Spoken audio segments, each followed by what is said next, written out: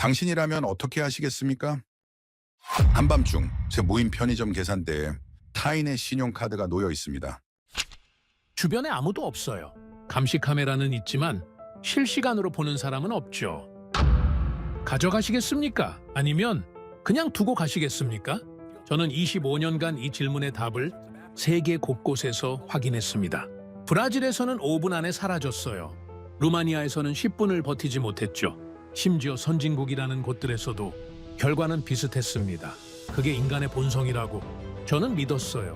그런데 한 나라에서 정반대를 봤습니다. 20분이 지나도 카드는 그대로였고 오히려 누군가 정리해서 올려놨으며 사람들은 당연하다는 듯 지나쳤죠. 이게 어떻게 가능합니까? 처벌이 무서워서일까요? 감시가 철저해서일까요? 아닙니다. 그 나라는 뭔가 근본적으로 달랐습니다. 그 나라는 대체 어디였을까요? 놀랍게도 한국이었습니다.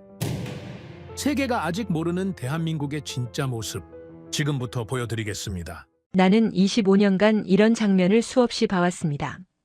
무인 시스템이 도입되고 누군가 물건을 두고 나가고 그리고 그것이 사라지는 순서를요. 서울 도심 한복판 새벽 2시 계산대 위에 신용카드 한 장이 놓여 있었습니다. 나는 속으로 비웃었습니다. 곧 사라질 텐데. 하지만 20분이 지나도록 그 카드는 움직이지 않았습니다. 움직인 건 내 확신이었습니다. 저는 마이클 스톤입니다. 25년간 유엔과 국제기구에서 사회 시스템과 치안 구조를 분석해온 전문가죠.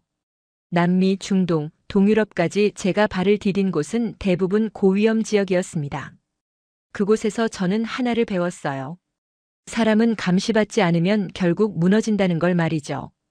3년 전 브라질 상파울루에서 무인 편의점이 시범 도입됐을 때를 떠올려 봅니다. 시장은 자신만만하게 말했죠. 우리 시민들을 믿습니다. 그 말이 떨어진 지 얼마나 됐습니까? 48시간도 안 돼서. 카드는 사라졌고 물건은 텅 비었고 심지어 계산대까지 뜯겨나갔습니다. 2주 만에 프로젝트는 완전히 폐기됐죠. 루마니아 부쿠레슈티의 무인 주차장은 3개월을 버텼지만 요금 납부율이 28%에 불과했어요. 이집트 카이로의 무인 매표소는 더 심했습니다. 설치된 지 24시간 만에 기계가 완전히 파손됐죠. 저는 그때마다 같은 결론의 보고서를 작성했습니다. 인간은 본질적으로 감시가 필요한 존재다. 한 번도 틀린 적이 없었어요. 그런데 지금 서울 강남 한복판에서 제가 뭘 보고 있습니까? 새벽 2시 13분 무인 편의점 안에는 형광등 불빛 아래 신용카드 한 장이 놓여 있었습니다. 주인도 없고 직원도 없고 감시 인력도 보이지 않았죠. 저는 편의점 문 앞에서 담배를 피우는 척하며 지켜봤습니다. 시계를 보니 2시 14분이었어요. 경험과 통계 그리고 25년 커리어가 말해주고 있었죠. 5분이면 사라진다고요. 1분쯤 지났을 때 30대로 보이는 남자가 문을 열고 들어왔습니다. 청바지에 검은 재킷을 입은 피곤해 보이는 얼굴이었죠. 그는 냉장고로 가서 음료수를 집었고 계산대로 향했습니다. 그리고 카드를 봤어요. 저는 숨을 멈췄습니다. 이제 집어가겠군. 그런데 남자의 손은 카드 쪽이 아니라 자기 물건 쪽으로 향했습니다. 카드를 피해서 물건을 놓고 계산을 마친 뒤 조용히 나갔죠. 왜 그랬습니까?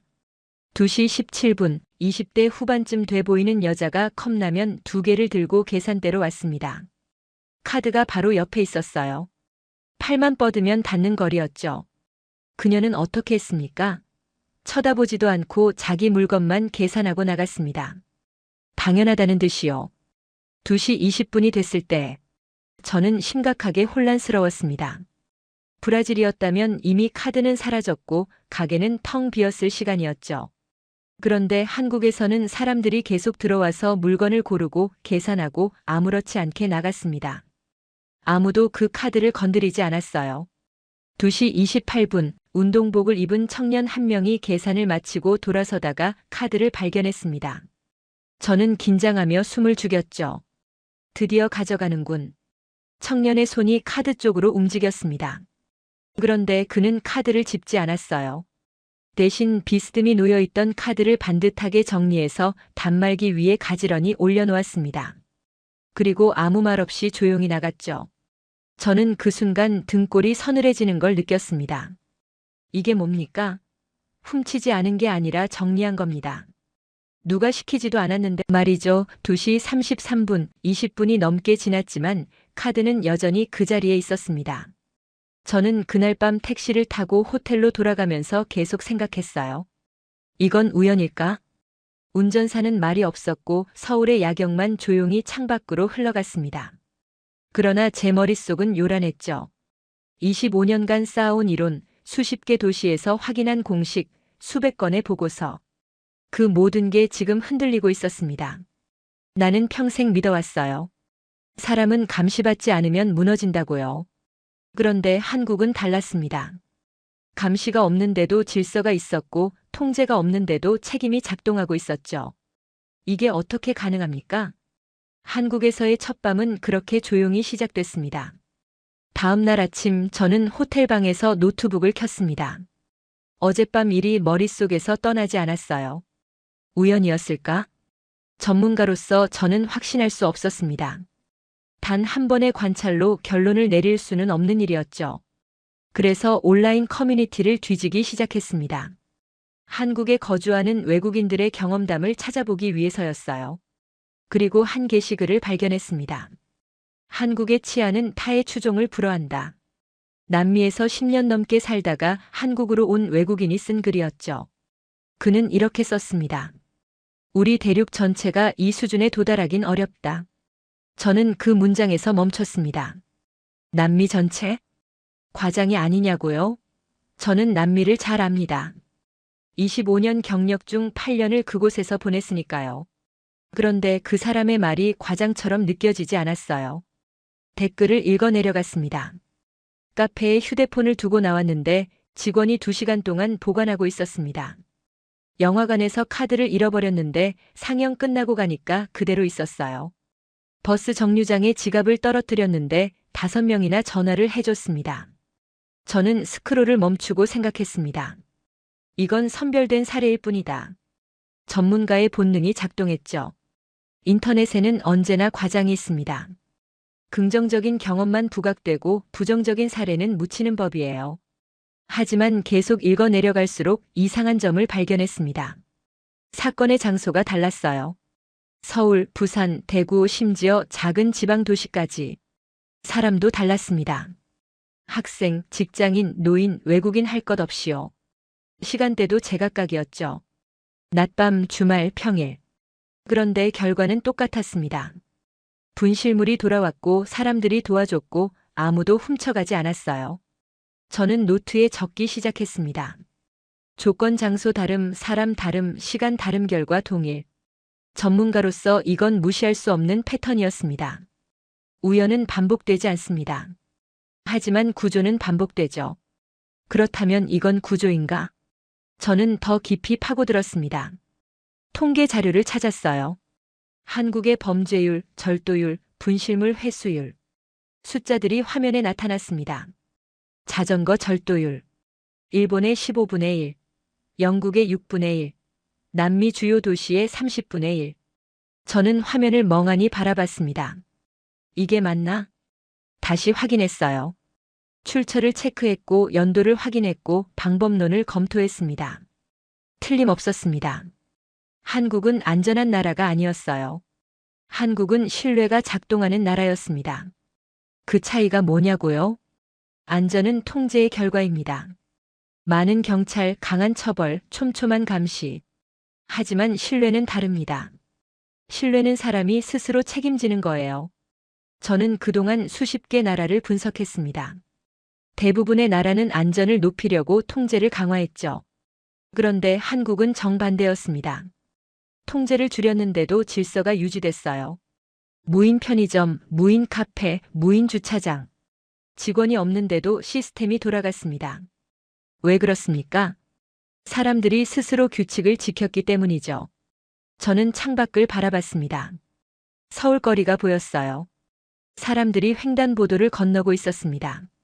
신호를 지키고 있었죠. 차가 없는데도 말이에요. 이 사회는 사람을 의심하지 않는 구조 위에 서 있다. 그 순간 저는 깨달았습니다. 이건 시민 개인의 선의 문제가 아니라는 걸요.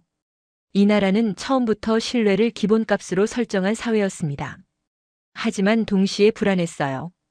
왜냐하면 저는 알고 있었습니다. 신뢰는 가장 위험한 실험이라는 걸요. 신뢰는 쉽게 무너집니다. 단 한 번의 배신으로도 충분하죠.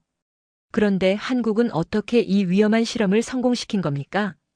저는 노트북을 덮었습니다. 직접 봐야겠다. 이론과 통계만으론 부족했어요. 저는 현장 전문가니까요. 다음 날부터 저는 서울 거리로 나갔습니다. 제 눈으로 직접 확인하기 위해서였죠. 그리고 그곳에서 저는 더 놀라운 것들을 보게 됩니다. 며칠 뒤 제가 올린 관찰 내용에 댓글이 달렸습니다. 한국도 자전거랑 우산은 잘 훔쳐갑니다. 저는 그 댓글을 보며 씁쓸하게 웃었어요. 역시 그렇군. 어느 나라나 변명은 있습니다. 완벽한 사회는 없으니까요. 하지만 전문가로서 저는 감정이 아니라 데이터로 말해야 했습니다. 그래서 자전거 절도 통계를 다시 꺼내봤죠. 한국의 자전거 절도율. 일본의 15분의 1 수준이었습니다. 잠깐 일본이요? 네, 바로 그 일본입니다. 세계에서 가장 안전하다고 알려진 나라 말이죠. 영국은 어떻습니까? 한국의 6배였어요. 네덜란드, 덴마크 같은 유럽 선진국들은요? 한국보다 10배에서 30배까지 높았습니다. 저는 화면을 보며 멈춰 섰습니다. 이게 맞나? 다시 확인했어요. 출처를 재검토했고 계산을 다시 했고 다른 자료와 대조했습니다. 틀림없었습니다. 그동안 제가 뭘 믿고 살았습니까? 유럽은 선진국이고 북유럽은 복지 천국이고 일본은 질서의 나라라고 배웠습니다. 그리고 저는 그걸 의심 없이 받아들였죠. 그런데 지금 숫자가 정반대를 말하고 있었어요. 한국이 그들보다 훨씬 안전했습니다. 아니, 정확히 말하면 신뢰 수준이 훨씬 높았죠. 저는 25년간 국제 치안 전문가로 살아왔습니다. 유엔 보고서를 작성했고 각국 정부에 자문했고 학회에서 발표했어요. 그런데 제가 기준으로 삼았던 나라들이 흔들리고 있었습니다. 선진국의 기준이 뭡니까? 경제 규모입니까? 1인당 국민 소득이요? 복지 제도인가요? 아닙니다. 진짜 문명의 수준은 사람이 사람을 얼마나 믿을 수 있느냐로 결정됩니다. 그리고 그 기준으로 보면 한국은 세계 최상위권이었어요. 저는 창밖을 바라봤습니다. 서울 거리에는 공유 자전거들이 널려 있었죠. 아무 곳에나 세워져 있었습니다. 잠금 장치요? 간단한 번호키 하나뿐이었어요. 암스테르담에서는 어떻습니까? 자전거에 3중 잠금 장치를 채웁니다. 그래도 도난당하죠. 런던은요? 자전거를 집 안에 보관합니다. 밖에 두면 사라지니까요. 그런데 서울에서는 길거리에 그냥 세워둡니다. 아무도 훔쳐가지 않으니까요. 이게 정상입니까? 아닙니다. 이건 예외입니다. 한국은 평균이 아니었어요. 한국은 이상값이었습니다. 통계학 용어로 아웃라이어라고 하죠. 너무 튀어서 평균 계산에서 빼야 하는 값 말이에요. 그런데 그 이상값이 위가 아니라 아래라면요? 범죄가 너무 적어서 통계에서 튀는 나라라면요? 저는 노트에 적었습니다. 한국은 안전한 나라가 아니다. 한국은 신뢰가 작동하는 나라다. 그 차이가 뭐냐고요? 안전은 두려움에서 나옵니다. 처벌이 무서워서 감시당할까봐 규칙을 지키는 거죠. 하지만 신뢰는 다릅니다. 신뢰는 선택입니다. 아무도 보지 않아도 옳은 일을 하는 거예요. 한국 사람들은 후자를 선택했습니다. 왜 그랬습니까? 어떻게 그게 가능했습니까? 저는 아직 답을 찾지 못했어요. 하지만 한 가지는 확실했습니다. 저는 지금까지 잘못된 기준으로 세상을 봐왔다는 거였죠. 선진국이라는 딱지, 경제 대국이라는 순위, 복지 천국이라는 환상.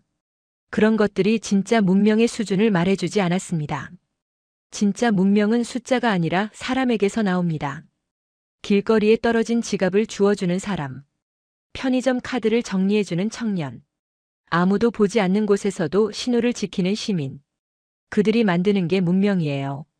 저는 그날 밤 호텔 방에서 오래 생각했습니다. 나는 지금 새로운 기준을 목격하고 있다. 이 나라는 단순히 안전한 게 아니었어요. 이 나라는 다음 단계로 넘어간 겁니다.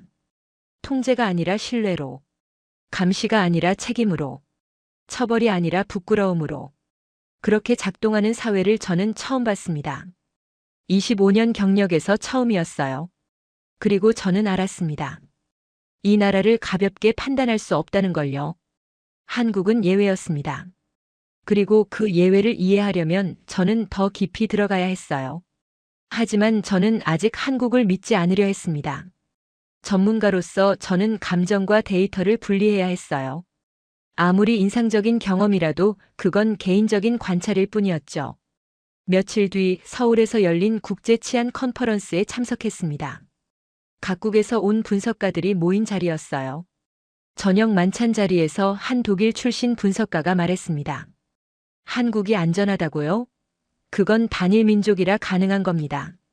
프랑스에서 온 동료가 거들었죠. 작은 나라니까 통제가 쉬운 거예요. 우리 같은 대국에선 불가능합니다. 영국 출신 연구원도 한마디 했습니다. 아직 선진국 수준은 아니죠. 경제가 더 성장하면 범죄율도 올라갈 겁니다. 저는 그들의 말을 들으며 불편했습니다. 왜 불편했습니까? 그들의 논리에 숨은 전제가 보였기 때문이에요. 우리가 기준이다. 한국은 예외일 뿐이다. 하지만 제가 본 데이터는 정반대를 말하고 있었습니다. 한국이 예외가 아니라 그들이 평균 이하였어요. 그런데 저는 아무 말도 하지 않았습니다. 왜 그랬습니까? 저 역시 같은 사람이었으니까요. 몇 주 전까지만 해도 저도 그렇게 생각했었습니다. 한국은 특수한 경우다. 우리와는 다르다. 그런데 지금은 달랐어요. 제 안에서 두 가지 목소리가 싸우고 있었습니다. 하나는 전문가의 목소리였습니다. 아직 판단하기 이르다. 더 많은 데이터가 필요하다. 다른 하나는 현장에서 본 것의 목소리였어요. 내가 직접 봤다. 이건 다르다. 저는 혼란스러웠습니다. 25년간 저는 객관성을 무기로 삼아왔어요. 감정을 배제하고 데이터만 믿고 냉정하게 판단하는 게 제 일이었죠. 그런데 지금은 어떻습니까? 한국을 인정하고 싶은 제 마음이 느껴졌습니다. 그게 두려웠어요. 전문가는 감동하면 안 됩니다. 감동은 판단을 흐리게 만들죠. 저는 스스로에게 말했습니다. 아직 아니다. 더 확실한 증거가 필요하다. 그래서 결심했습니다. 더 불리한 조건에서 테스트하기로요. 지금까지 제가 본 건 뭡니까? 서울 도심, 강남 같은 부촌, 외국인이 많은 지역. 하지만 그건 공정한 테스트가 아니었어요. 진짜 사회의 수준은 가장 약한 고리에서 드러납니다. 관광지가 아닌 곳, 외국인이 거의 없는 동네, 감시가 느슨한 공간. 거기서도 같은 결과가 나온다면요? 그때는 인정할 수밖에 없겠죠. 저는 지도를 펼쳤습니다. 서울 외곽의 작은 동네를 골랐어요. 관광 안내서에도 나오지 않는 곳이었습니다. 다음 날 저녁 저는 그곳으로 향했습니다. 지하철을 타고 한참을 가서 내렸죠. 주변엔 노후된 건물들이 보였어요. 골목길을 걸었습니다. 가로등이 듬성듬성 있었고 사람도 별로 없었어요. 작은 카페를 발견했습니다. 낡았지만 따뜻해 보이는 곳이었죠. 저는 들어가서 커피를 주문했습니다. 그리고 의도적으로 실수를 했어요. 테이블에 휴대폰을 두고 나온 겁니다.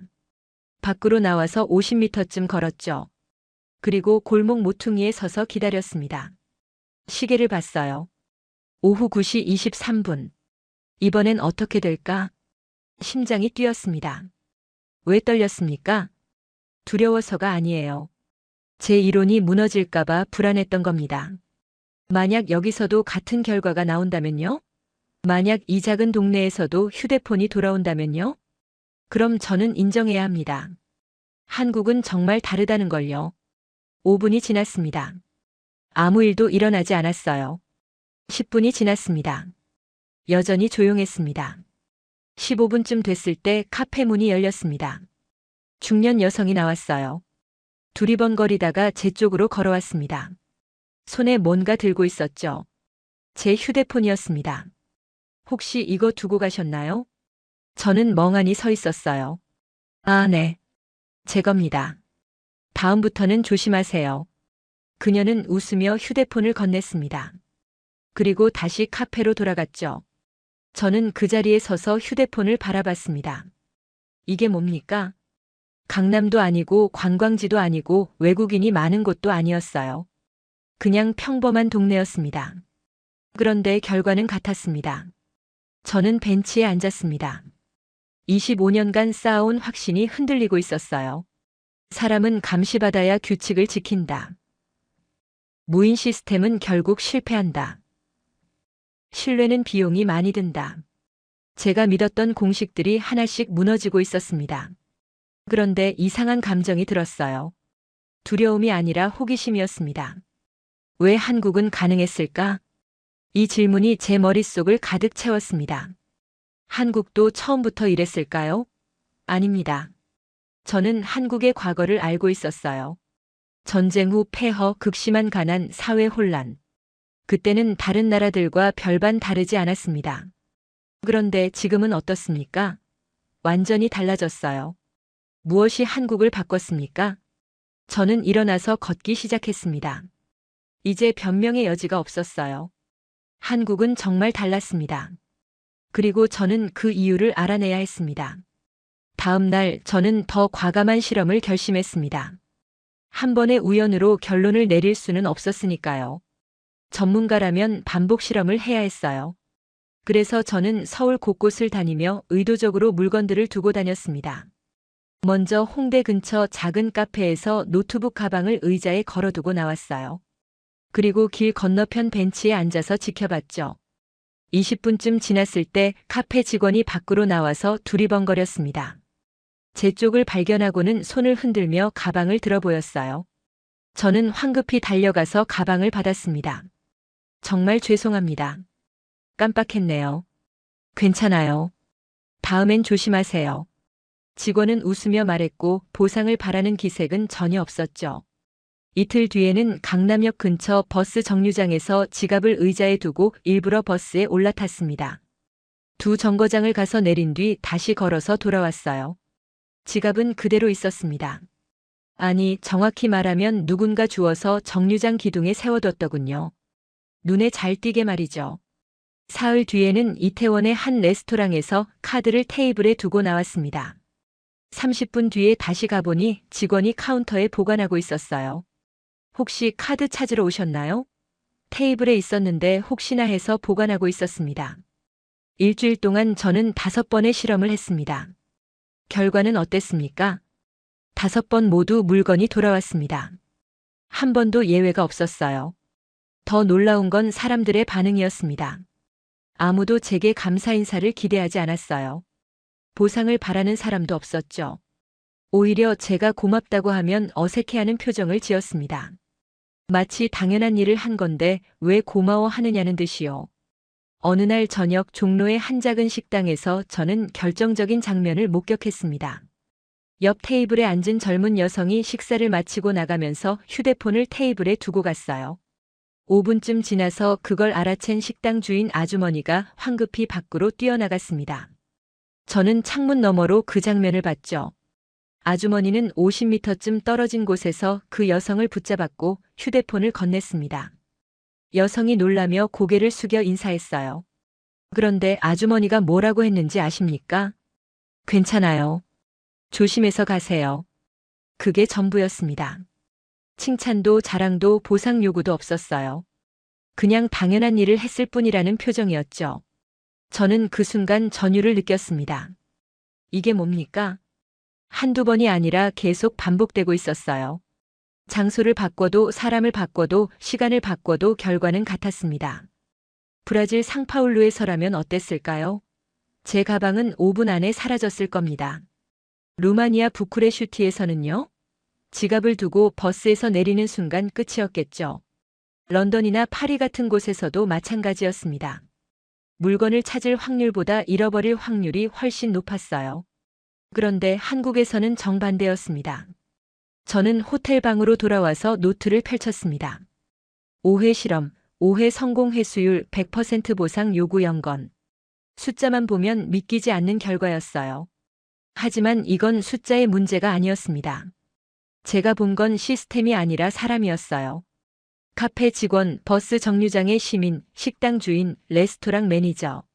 그들은 모두 달랐지만 행동은 같았습니다. 타인의 물건을 지켜주는 게 당연하다고 생각하는 거였죠.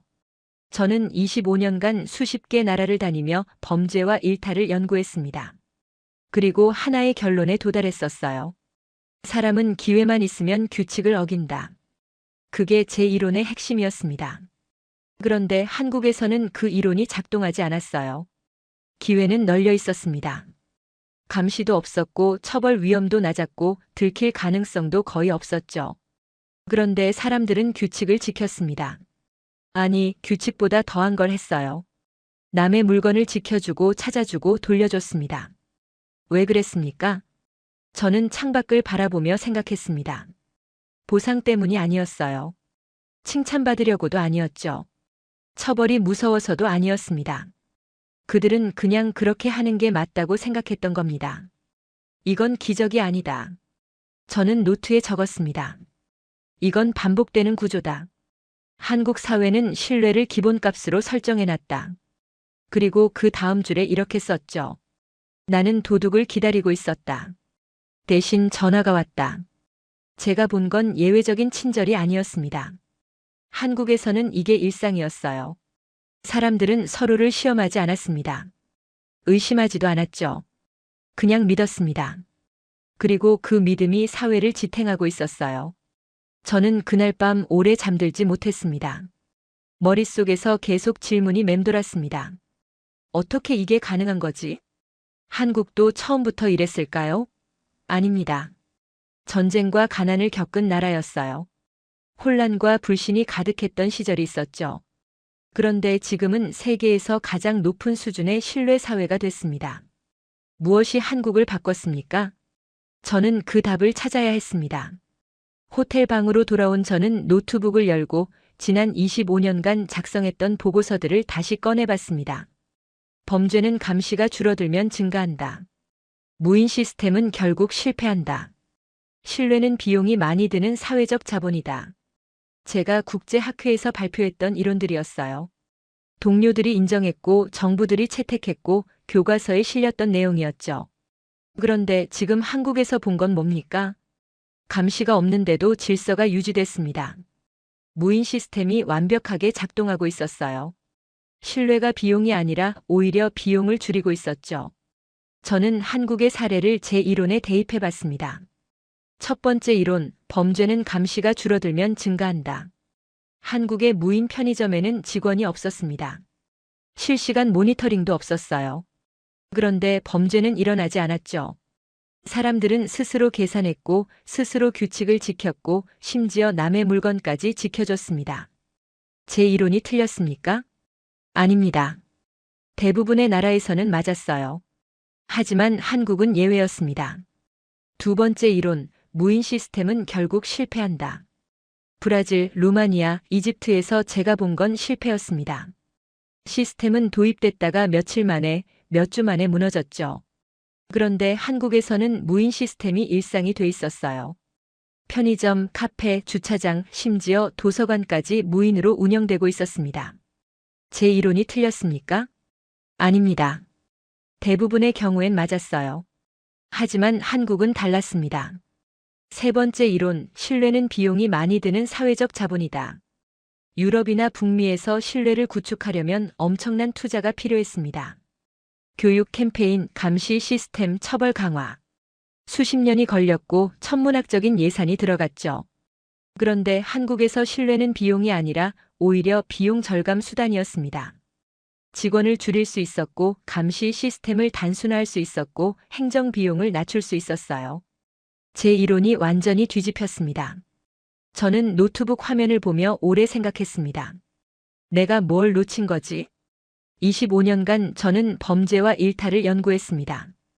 왜 사람들이 규칙을 어기는지, 어떻게 하면 막을 수 있는지를 고민했죠. 그런데 한국을 보면서 깨달았어요. 저는 잘못된 질문을 하고 있었던 겁니다. 어떻게 범죄를 막을 것인가?가 아니라 어떻게 신뢰를 만들 것인가?를 물었어야 했습니다. 대부분의 나라는 사람을 잠재적 범죄자로 봅니다. 그래서 감시를 늘리고 처벌을 강화하고 통제를 강화하죠. 하지만 한국은 정반대였어요. 한국은 사람을 책임 있는 주체로 전제했습니다. 그래서 감시를 줄였고 자유를 높였고 신뢰를 기본값으로 설정했죠. 그 차이가 모든 걸 바꿨습니다. 저는 창밖을 바라봤습니다. 밤 11시가 넘은 서울 거리에는 여전히 사람들이 걸어 다니고 있었어요. 여성들도 노인들도 심지어 아이들까지도요. 런던이었다면 어땠을까요? 파리였다면요? 뉴욕이었다면요? 이 시간에 혼자 걷는 건 위험한 일이었을 겁니다. 그런데 서울에서는 당연한 일상이었죠.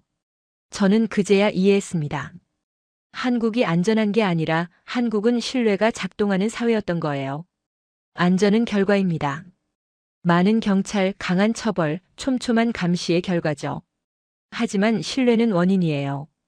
신뢰가 있으면 안전은 자연스럽게 따라옵니다. 한국은 원인과 결과를 바꿨던 겁니다. 저는 노트에 적었습니다. 나는 틀렸다. 이 문장을 쓰는 게 쉬웠을까요? 아닙니다. 25년 커리어가 흔들리고 있었어요. 제가 쓴 논문들, 발표했던 이론들, 자문했던 정책들. 그 모든 게 불완전했다는 걸 인정해야 했습니다. 하지만 동시에 이상한 감정이 들었어요. 해방감이었습니다. 저는 그동안 틀 안에 갇혀 있었던 겁니다. 사람은 이렇다, 사회는 저렇다는 고정관념 속에서 세상을 봤죠. 그런데 한국이 그 틀을 깨버렸어요. 한국은 규칙을 어기지 않았다. 기준을 바꿨다. 저는 이 문장을 노트에 크게 적었습니다. 다른 나라들은 사람의 본성을 바꾸려고 애썼습니다. 처벌을 강화하고 감시를 늘리고 통제를 강화했죠. 하지만 한국은 사회의 구조를 바꿨어요. 신뢰를 기본값으로 설정하고 그 위에 시스템을 올렸습니다. 신뢰는 결과가 아니라 출발점이었다. 이게 핵심이었습니다. 대부분의 나라는 신뢰를 목표로 삼습니다. 언젠가 도달해야 할 이상적인 상태로 보죠. 하지만 한국은 신뢰에서 출발했어요. 우리는 서로를 믿는다는 전제에서 시작해서 그에 맞는 시스템을 만들었습니다. 저는 노트북을 덮었습니다. 이제 마지막 질문 하나가 남았어요. 왜 한국은 가능했는가? 한국도 처음부터 이랬을까요? 아닙니다. 저는 한국의 역사를 알고 있었어요. 전쟁 직후의 폐허, 극심한 가난, 사회 혼란. 그때의 한국은 다른 개발도상국들과 별반 다르지 않았습니다. 그런데 지금은 완전히 달라졌어요. 무엇이 한국을 바꿨습니까? 어떤 선택들이 이 결과를 만들었습니까? 저는 일어나서 창가로 걸어갔습니다. 서울의 야경이 반짝이고 있었어요. 그 불빛 하나하나가 사람이었습니다. 서로를 믿고 서로를 지켜주고 서로를 존중하는 사람들이요. 저는 그 순간 깨달았습니다. 제가 찾아야 할 건 시스템이 아니라 사람이라는 걸요. 한국을 만든 건 정책이나 법이 아니었습니다. 선택이었어요. 반복된 선택. 옳은 일을 하기로 한 선택. 서로를 믿기로 한 선택. 그 선택들이 쌓여서 지금의 한국을 만들었던 겁니다. 저는 노트 마지막 줄에 적었습니다. 그리고 그 이유를 나는 이제 알아야 한다. 다음 날 저는 국립중앙도서관에 갔습니다. 마지막 질문에 답하기 위해서였어요. 왜 한국은 가능했는가? 저는 1950년대 한국의 사진 자료들을 찾아봤습니다. 전쟁 직후에 서울이 나왔죠. 폐허였습니다. 건물은 무너져 있었고 거리는 황폐했고 사람들은 굶주려 있었어요. 어떤 사진에는 미군이 나눠주는 구호품을 받으려고 길게 줄 선 사람들이 보였습니다. 저는 그 사진들을 오래 바라봤습니다. 이게 70년 전 한국이었어요. 그리고 지금은 어떻습니까? 무인 편의점이 24시간 돌아가고 길거리에 공유 자전거가 널려 있고 사람들이 서로를 믿는 나라가 됐습니다. 처음부터 이런 사회였던 게 아니라는 말이죠. 저는 더 자료를 찾아봤습니다. 1960년대, 1970년대 한국의 범죄율 통계가 나왔어요. 높았습니다. 지금보다 훨씬 높았죠. 절도, 사기, 폭력 범죄. 개발도상국 평균과 비슷하거나 오히려 높은 수준이었습니다. 그런데 1980년대부터 뭔가 변하기 시작했어요. 범죄율이 조금씩 떨어지기 시작했습니다. 1990년대에 더 가파르게 떨어졌고 2000년대에는 선진국 평균을 넘어섰죠. 그리고 2010년대에는 세계 최저 수준에 도달했습니다. 저는 그래프를 보며 생각했습니다. 무슨 일이 있었던 거지? 경제 성장 때문이었을까요? 부분적으로는 맞습니다. 하지만 경제만으로는 설명이 안 됐어요. 브라질도 경제 성장을 했지만 범죄율은 오히려 올라갔으니까요. 법 집행이 강화됐을까요? 그것도 일부는 맞습니다. 하지만 한국의 경찰 인력은 다른 선진국들보다 적었어요. 인구 대비 경찰 수가 일본이나 유럽보다 낮았습니다. 그럼 뭐였습니까? 저는 자료를 더 찾아봤습니다. 그리고 흥미로운 기록을 발견했어요. 1970년대부터 한국 정부가 시작한 캠페인들이었습니다. 새마을 운동, 질서 지키기 운동, 공중도덕 캠페인. 처음에는 웃음이 나왔어요. 이런 캠페인으로 사회가 바뀐다고. 저는 회의적이었습니다. 다른 나라에서도 비슷한 캠페인들이 수없이 있었으니까요. 대부분 실패했죠. 그런데 한국은 달랐습니다. 캠페인이 일회성으로 끝나지 않았어요. 수십 년간 계속됐습니다. 학교에서 가르쳤고, 가정에서 실천했고, 사회 전체가 움직였죠. 그리고 무엇보다 중요한 게 있었습니다. 처벌이 아니라 부끄러움을 사용했다는 거예요. 서구 사회는 어떻게 합니까? 범죄를 저지르면 처벌합니다. 감옥에 보내고 벌금을 물리고 기록을 남기죠. 두려움으로 통제하는 겁니다. 하지만 한국은 다른 방식을 택했어요. 부끄러움이라는 사회적 장치를 활용했습니다. 남들이 보고 있다. 부끄러운 일을 해서는 안 된다. 체면을 지켜야 한다. 이런 가치들이 처벌보다 강력하게 작동했던 겁니다. 저는 그제야 이해했습니다.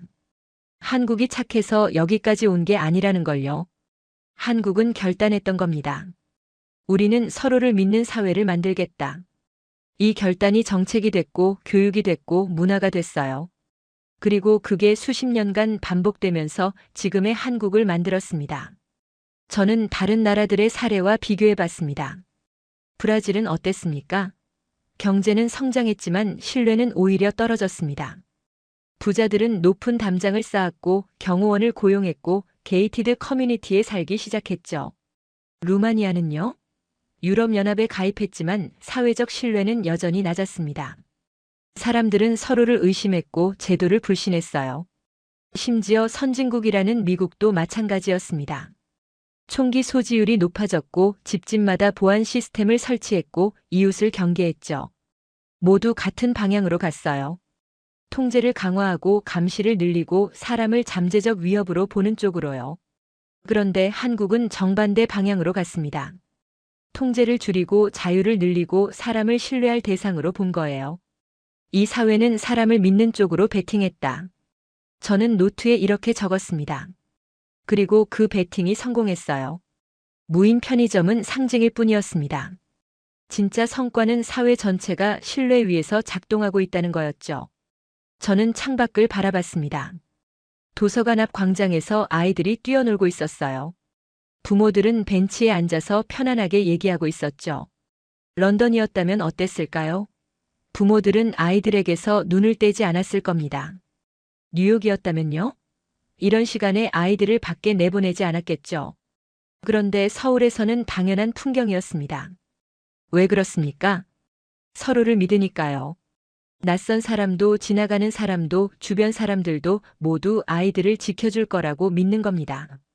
그리고 실제로 그랬어요. 저는 그 순간 깨달았습니다.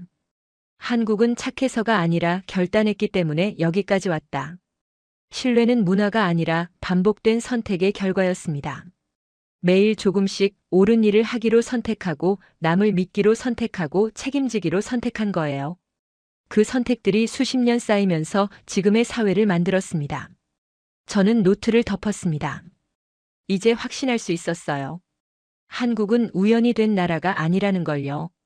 이건 선택의 결과였고 노력의 산물이었고 수십 년간 쌓아온 성과였습니다. 그리고 그게 가장 중요한 교훈이었죠. 이건 기적이 아니다. 저는 마지막 페이지에 적었습니다.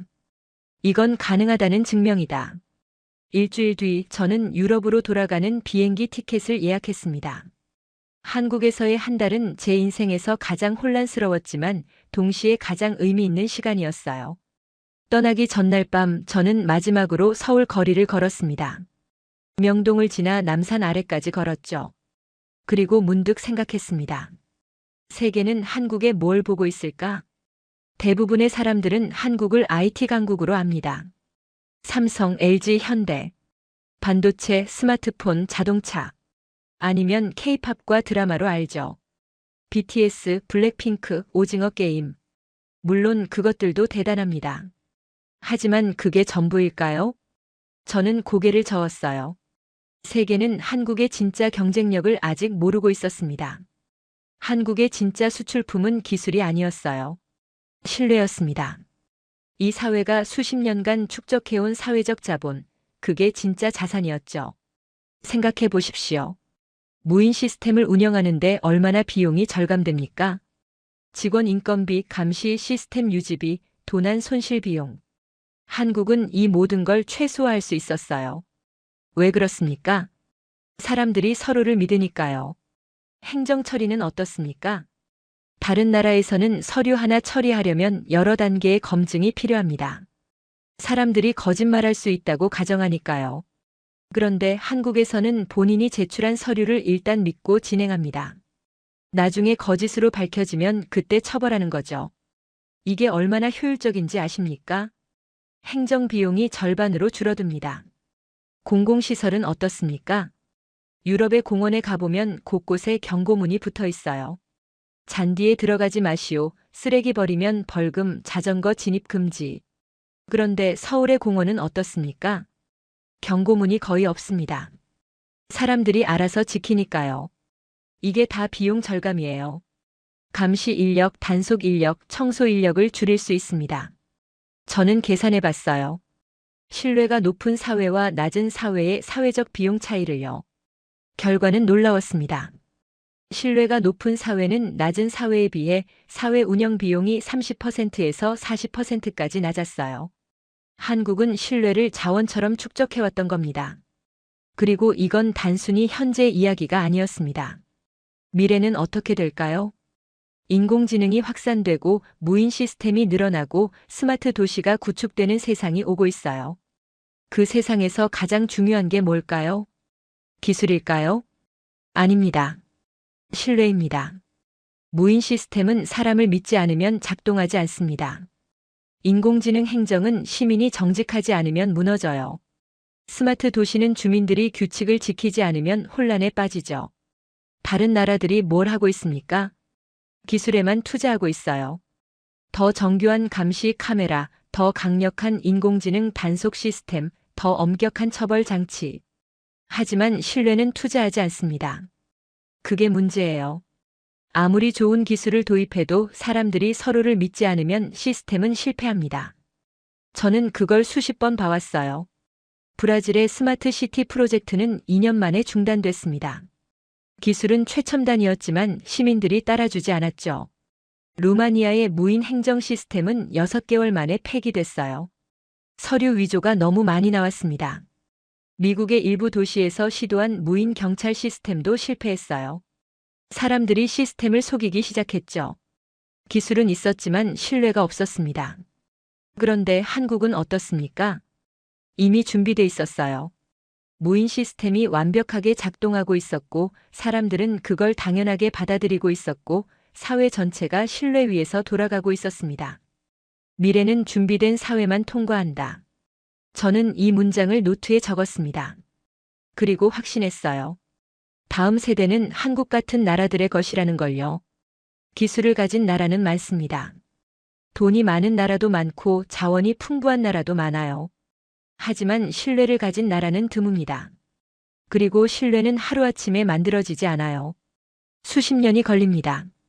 세대를 거쳐야 하고 반복된 선택이 필요하고 사회 전체의 합의가 있어야 하죠. 한국은 그걸 해냈습니다. 한국은 이미 그 문을 지나왔다. 저는 남산 타워를 올려다보며 생각했습니다. 제가 25년간 해온 일이 뭡니까? 각국 정부에 자문하고 보고서를 쓰고 정책을 제안하는 거였어요. 그런데 이제 저는 새로운 기준을 갖게 됐습니다. 한국이었습니다. 저는 이제 한국을 연구 대상이 아니라 기준으로 보게 됐어요. 이 정책이 한국에서는 어떻게 작동할까? 한국이라면 어떻게 접근할까? 신뢰 기반 사회에서는 이게 가능할까? 이런 질문들을 하기 시작했습니다. 다음 날 아침 저는 인천공항으로 향하는 리무진 버스에 올랐습니다. 창밖으로 서울이 흘러갔어요. 깨끗한 거리, 질서 정연한 교통, 평화로운 사람들. 한 달 전 처음 왔을 때는 몰랐습니다. 하지만 이제는 알아요. 이 모든 게 우연이 아니라는 걸요. 이건 선택의 결과였고 노력의 산물이었고 수십 년간 쌓아온 신뢰의 증거였습니다. 비행기가 이륙했습니다. 저는 노트북을 열고 새로운 보고서를 쓰기 시작했어요. 제목은 이렇게 정했습니다. 신뢰 사회의 미래 한국 모델 분석. 이 보고서는 제 커리어에서 가장 중요한 문서가 될 거예요. 왜냐하면 이건 단순한 관찰 기록이 아니니까요. 이건 가능성의 증명이었습니다. 신뢰 기반 사회가 실제로 작동한다는 증거였고 다른 나라들도 배울 수 있다는 희망이었죠. 한국이 보여준 건 기적이 아니었습니다. 길이었어요. 험하고 오래 걸리지만 분명히 갈 수 있는 길 말이죠. 그리고 저는 그 길을 세계에 알리고 싶었습니다. 긴 영상 끝까지 들어주셔서 감사합니다. 한국은 세계가 배워야 할 나라였습니다.